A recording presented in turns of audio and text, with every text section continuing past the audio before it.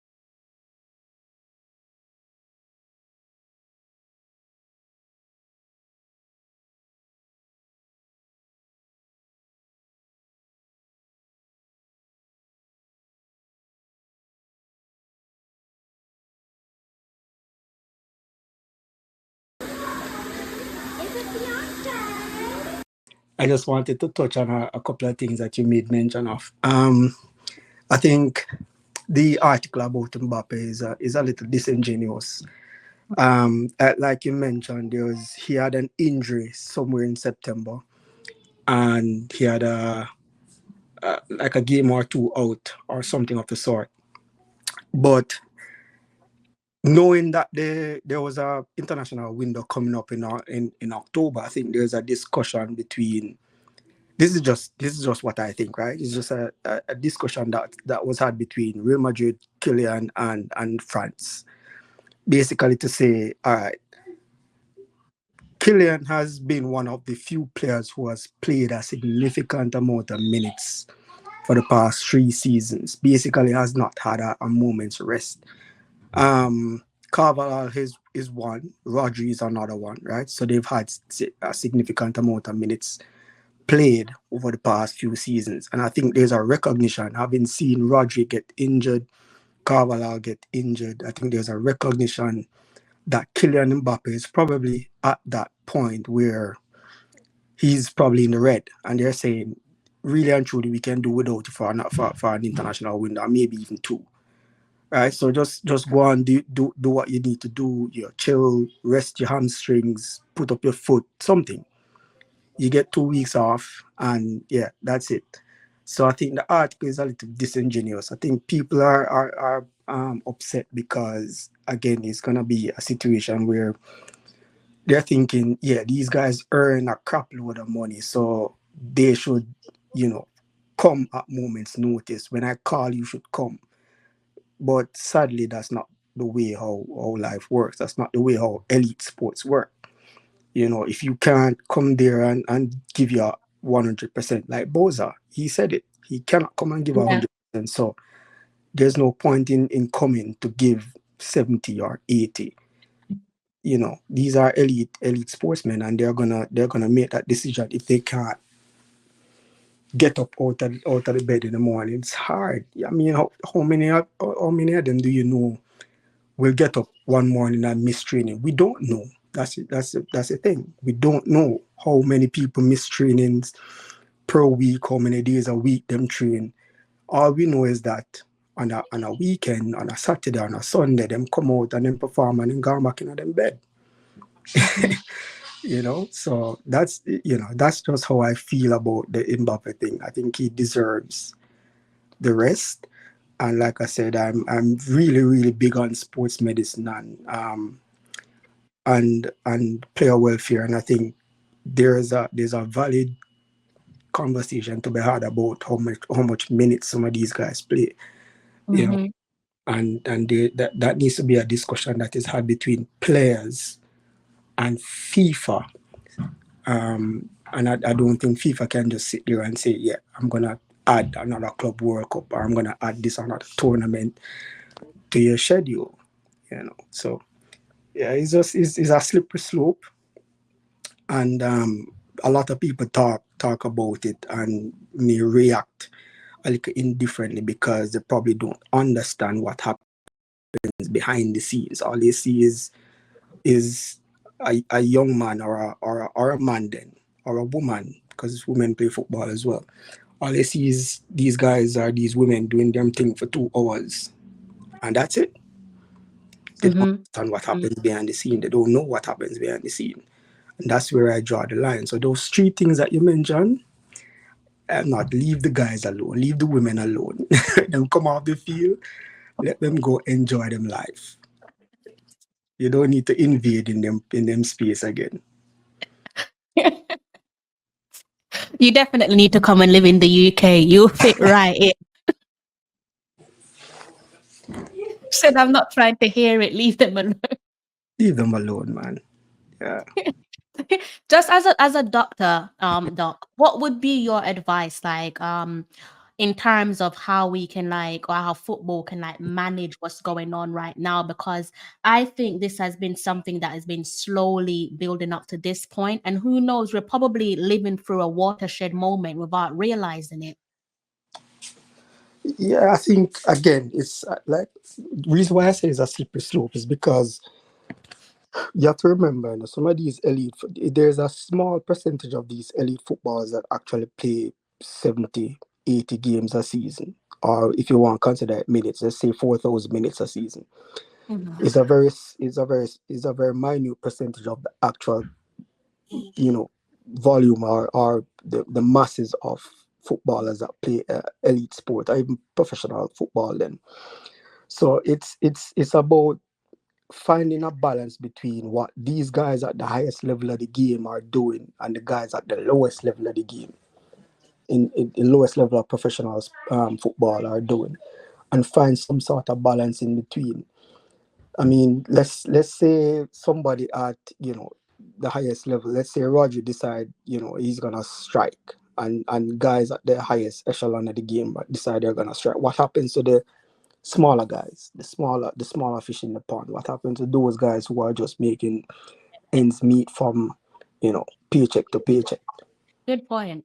That's an So that's why I mean it's a slippery slope. It's a slippery balancing act that you have to sort of get your and mind around. Yeah, you're sort of get your mind around just to make sure that at the end of it, at the back end of all of this, somebody is winning, not just the man that is playing at the elite level, yeah, but also the person that is playing at the lower level of professional game, the person that is playing in Thailand, where or in India, where the professional game is not as elite as in Europe. You yeah. know, yeah. So that's just what I think is a balancing act. It's. I mean, if you come to me and you say no player in the world should play more than 3,500 minutes, that to me makes sense. You Mhm. know, And that's um, the amount of minutes as well. yeah, just put it at a level where you expect X player and Y player is going to play. And try not to push it over that. That for me is not going to take away from maybe Mm. what a lot of people earn. You've got me thinking. You've got me thinking of something else. Like, so when you was rounding off your point there, you got me thinking about potential lawsuits that could come in the future from these players. and suing like the governing bodies like your FIFA, and there might be an argument there for said lawsuits, because I'm sure growing up as young girls and young boys, they would not have been dreaming of playing the hefty amount of fixtures that they're currently playing for. So it's like, quote unquote, you're doing something that you didn't sign up for. Does that make sense? Well, Someone being forced. so Chris, I don't know if football needs another lawsuit. It's given everything that is happening, FIFA Pro with the players, and the very congested calendar. They're rich. Manchester City Football Club and Premier Yeah. League and all of these things. Last time at DR versus UEFA and Yeah. FIFA the other day. So I don't Yeah. know if football has any more space for another potential lawsuit or some kind of litigation. But yeah, it's obviously a part of the game now, and I think players and players representatives now would be more eager to litigate issues that they find that there's a loophole in the rules that they can go around. And remember, there's so much money floating around in the sport. So Mhm. I mean, any small lawyer or even a bigger lawyer would be happy to push through any kind of lawsuit when it come on to FIFA, because Big money. yeah. Big money, big money. It's interesting. I think it's definitely a conversation that I would love to see, like, bigger platforms hold these type of conversation, because I think that's how you get people to listen and drag their attention. Because I think, let's just like you said, we're on a slippery slope. I think you made excellent points, and it definitely gave me something to think about. That, of course, if the likes of, let's say, if clubs up and down the Premier League took a strike, that just means that the average normal person like myself then miss out on a day's worth of pay. The Sunday League guy, the guy that is playing in non-league, what As happens an to that person? can't pay their rent, can't Yeah. put food on the table, can't send their kids to school. So yeah, the strike, just like you said, that's an excellent point. It is Yeah. definitely a slippery slope. I think when we talk about football, we always talk about the elite part, the part where Yeah. we see on TV, the English Premier League, the La Liga, the Liga 1, all of those bigger leagues, Italian Serie A, but nobody ever remembers the lower level football. No, Mhm. nobody remembers the Not League Two yeah. or the non-league, or the third division in Spain. Nobody remembers these guys, and these guys Yeah, are as important as the elite league, because absolutely. football, without the football pyramid, we have nothing. All we have is what the Champions League is now, a big league format with you play and you go home, and you Hmm. don't know what happens after that. Yeah. Part of football excitement is promotion, relegation, and the entertainment that each match put out. So we can never forget the guys at the lower end of the spectrum, and expect to just focus on the guys at the higher end of the spectrum. These smaller guys have a say in what happens to their sport, to their daily livelihood as well. 100%, 100%. You're right. You're absolutely right. I definitely can't disagree with you. But it's a sad case, But I think what we can do, just as fans, continue to have these conversations. Hopefully, it spark a bigger conversation, and hopefully, it won't get to the point where the players have to strike. I think that's the only thing we can really hope for, as things stand. I don't think that will happen. Mm, Honestly, I don't think it will happen, mm. because it's remember, to have a strike, you have to have everybody on the same page, and I don't think all the players might, for the reasons I mentioned before, as well as other reasons. I don't think Yeah. all professional players would be on the same page, because then you Mhm. have to think about um, players who are playing in Costa Rica Professional League. What do Yeah. they do? How do they feel? What do they say? You know, Yeah. the Yeah. MLS. The MLS is a cash giant, a cash cow, but they don't conform to a lot of the rules that and the regulations that the European leagues use, and it's a well-rounded, well-run competition. You know, so are they gonna upset their process just for the purpose of somebody in England getting 10 games less or 1,000 minutes less? I don't think they're gonna sit there and say, yeah, let's do that. You're gonna upset their livelihood, you know. Unless it's something that's a bit more structured where, you have like those elite players doing a movement, like, and that movement depends on them. I don't know if whatever they come up with could be something that is done at the start of kickoff or at the end of the match or across social Right. media, Yeah. something that does not have a knock-on effect on those innocent people there that you alluded to. Yeah. Something along the lines of the Black Lives Matters thing, where Exactly. they're Take taking a knee before the start of every game. But something like enough is enough. Something of yeah, I mean, it might be something as innocuous as not playing for a minute.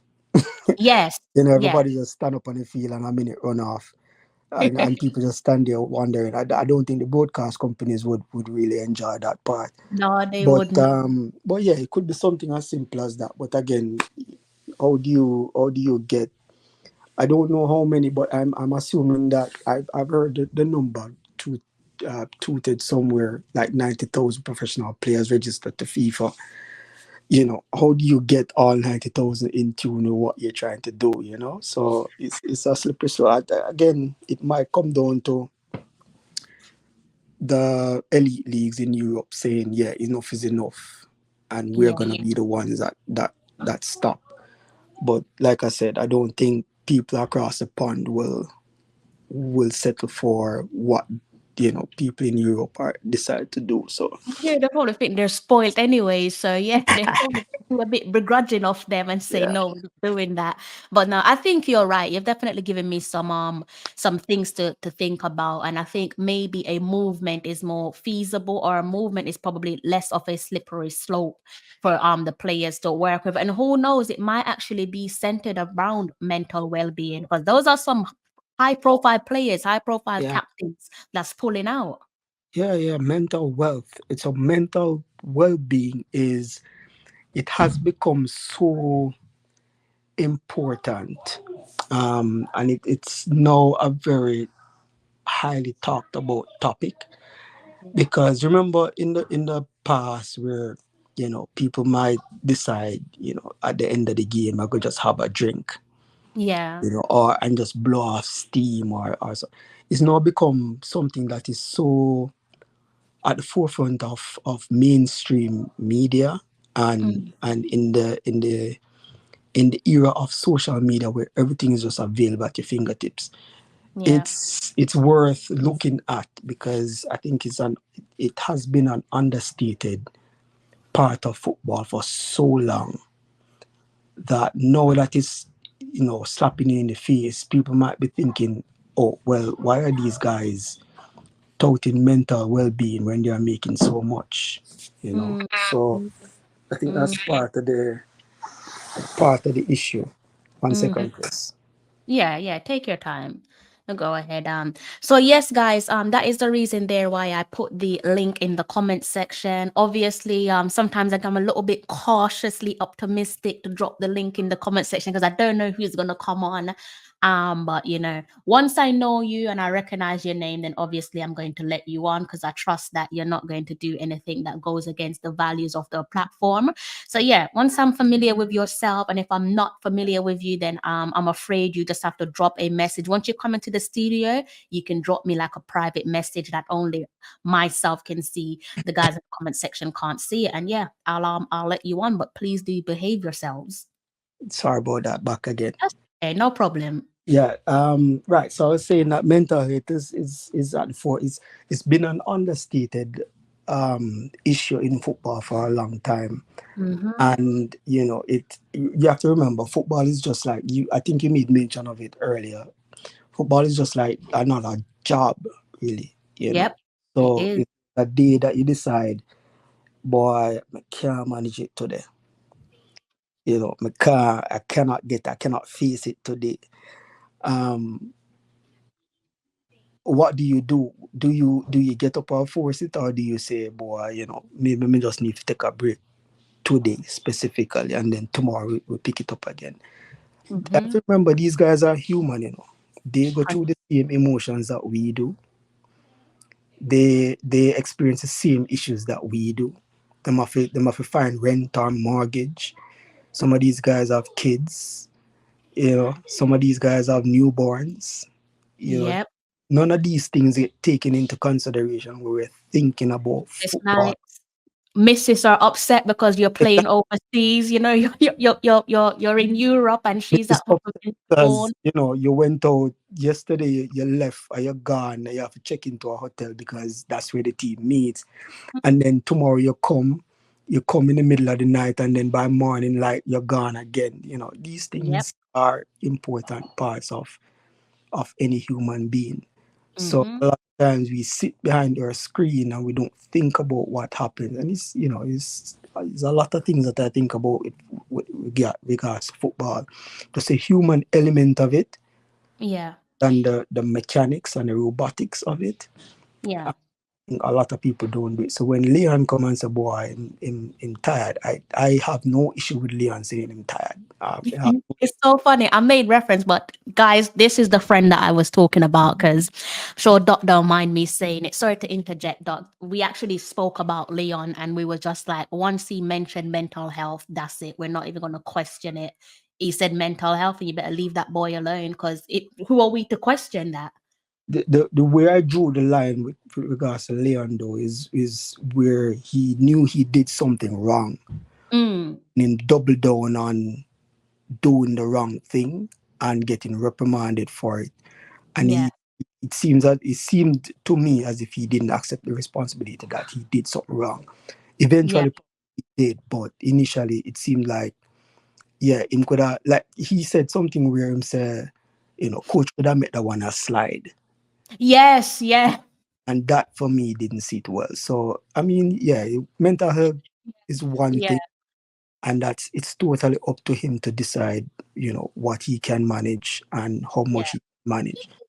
But at the end of the day, when you do wrong, you have to accept your responsibility. Yeah, yeah, you're right. I think just like you said, Leon is definitely not blameless in the way that some fans view him, especially about, paraphrasing about letting that one slide.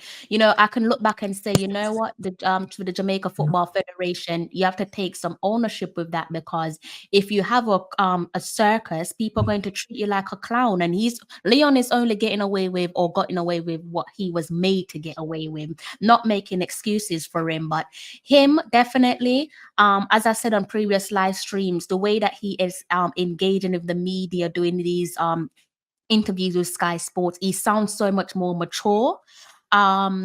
People probably going to make I think the way that he should, and I'm glad to see him interacting with his own media, as in Jamaican media, because he's a star within his own rights. He's a big name, So it's nice to see Premier League footballer, Champions League footballer doing interviews with Jamaica media. I think my advice to him is to have someone in the room with him, like a representative with him, not necessarily Craig Butler, because Craig Butler is a media trained with the greatest of respect to him. But I think Leon needs someone who's media trained with him when he's doing interviews in Jamaica, because I think when he's dealing with his own people, he's too relaxed and he's talking like he's talking to a friend rather than being a professional. And Yeah. that's he shot himself in the. You can be a professional and still speak with your mother tongue, so you can still keep the patois, but treat them like you're treating the BBC or Sky Sports. That way, you can't go wrong. Yeah, I think part of that is part of the reason why elite athletes get media trained, Mhm. while they're in their academies and stuff like that. So just to recognize when some of these guys are trying to trap you into saying certain things, Yes. and to Yeah. recognize when you need to push and when you need to pull, Exactly. basically. So again, I don't have any issues with him mentioning some of the things that he mentioned. I just wanted. I don't care what happens in the back of the room. Really, Same. all I care about is what happens on the field. Yep. Right? I'm not here to sit and judge a man because of what happened off the field. I can't. I don't know his life. I don't know any of these players' life. But when them touch over the white line, I will give my opinion and say, oh, and do it. Look like you do it as good as you're supposed to, as good as I know you can. Yeah. But you know, like you said, it's one of those things where maybe you just need somebody to guide, and probably out of that, and probably even before that, he has gotten the help because he's way more mature now, Way more mature. way Way more mature compared to what he was. How you he can spoke see before. You can see it, yes, and yeah. yeah, and So that's important for him as a professional athlete now, as somebody who is seen as one of the elite athletes in the English Premier League, not even in a Jamaica, mhm. in the English Premier League. So I think that reflects well on him, and I hope he's sorted out whatever mental health. As somebody who has gone through it, I hope he gets the help he needs and sort out his mental health so that when he come back and play for Jamaica, man, we have to concern myself about what happened off the field. Just come and kick the ball and make we win some game you know and be Talking merry. forget. One moment there, Doc. One moment. Yeah.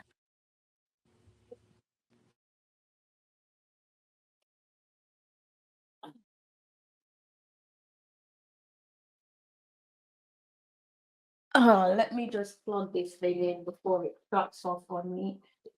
You said two things there, and I hope I remember exactly what you said. I think I'm gonna touch on. Might need you to remind me. I'm sure you Mm. touched on well-being.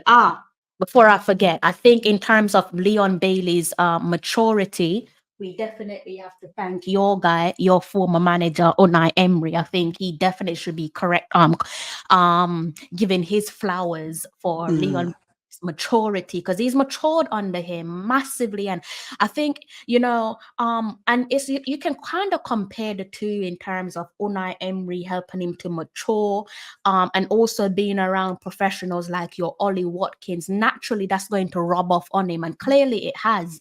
Being around those elite bit of professionals definitely had its positive impact on him, and it just goes to show. I don't know if you watch my last couple of live streams, but I said there, Doc, to summarize that I think the way that we're now recruiting players like your Mason, Holgate, we're doing that with purpose, with like your Damari Gray, aside from talent, because these are players that they don't get bad press. They're not known to be troublemakers, and when you meet these guys, they're ever the professional. So I think when a Leon Bailey comes back into the setup, I'm not expecting, and God, Leon, please don't prove people right. I'm not expecting to hear that he's out shaking a leg or doing this or doing that, because I don't expect your Holgate or your Damari Gray to be doing stuff like that, if that makes sense. Yeah, it does. Do I think Leon is a bad person? I don't. Do I think No, Leon is he's a troublemaker? I don't. I think there were things that were people here happening and there. inside the Jamaica camp Mm, that he felt that, like I said, he made mention that the coach could not make it slide. I think there are things that happened that were happening that led him to think that way. And I think maybe we're at a stage now where those things are not acceptable anymore. mhm. And people need to be held accountable for their actions. And remember, it wasn't Leon alone. No, it was Remember, not. it was Tremaine, what name? Trevante Stewart as well. And he Yeah, hasn't seen the light of day since then. He was at I think it was Spezia in Serie A, and then yeah, yeah. ship him off to some unknown club somewhere. Right. So it I goes read to that show that luck. yeah, it goes to show that maybe we're at a stage now where the whole setup is beginning to evolve, and maybe we could argue that it took too much time. You know, maybe we could argue that the JFF was asleep, but maybe then wake up now. I don't know, but it seems as if we're at a stage now where it's starting to come together, and this is just, for me, this is what I want to see. You know, just things going as smooth as they possibly can. For example, like the other day, I something as simple as the Nicaragua game. Yeah. We assembled in Jamaica and flew to Nicaragua. In the past, it would have been X coming from Miami, Y coming from London, Z coming from wherever, and you're flying to Nicaragua to assemble. No, it can't be something. It seems too disjointed.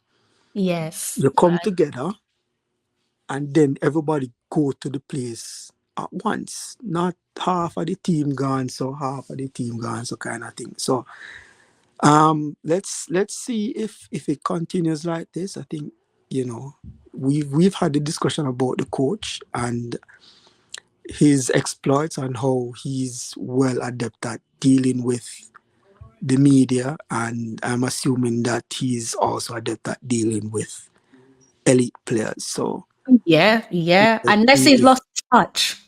let's see if it continues in that form. Yeah.